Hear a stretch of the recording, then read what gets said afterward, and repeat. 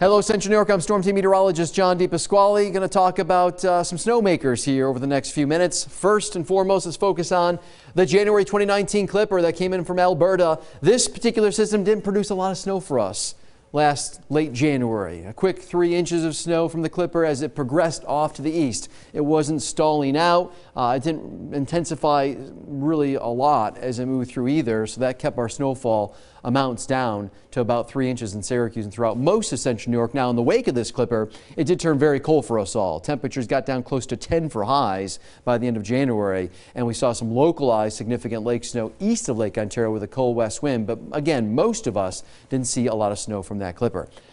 On the other hand, we had a storm prior to that Clipper move through Central New York, and this was the biggest snowmaker we had all last winter across Central New York, at least widespread snowmaker. We saw the storm coming out of the Mississippi River Valley. It then transferred its energy from the Ohio River Valley to the coast as we went into the Saturday night, Sunday time frame. This is again January 19th and 20th, which was a weekend storm. And then in the wake of it, we saw some limited lake effect, and of course it was cold as well and brisk.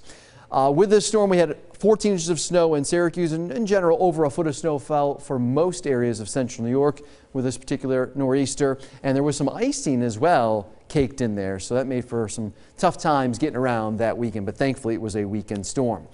So you may be wondering, why do storms transfer their energy across the Appalachians to the coast? Well, mountains, it's hard for the storms to get through, first of all.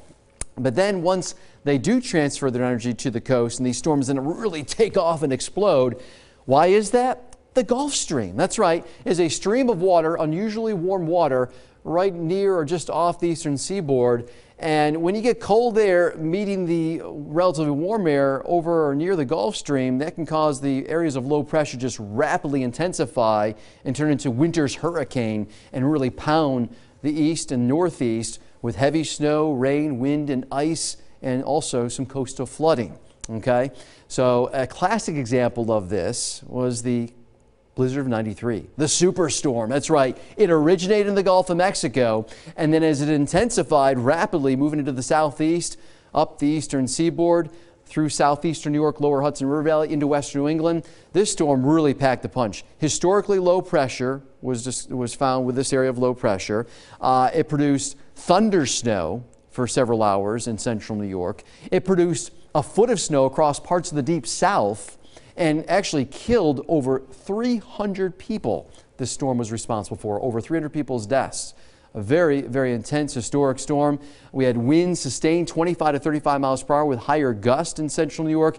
Snowfall rates at the height of the storm, 6 inches per hour with, again, thunder and lightning on Saturday evening. This was a weekend storm, and it was a quick hitter. 24 to 30 hours basically is when most of the snow fell.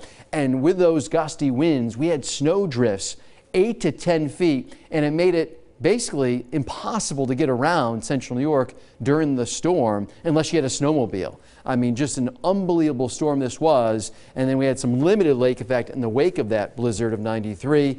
And I got to say, in my lifetime, I've never seen a storm like this. And we'll see, maybe we'll get another one like it at some point in the future. But this was, again, a very memorable storm.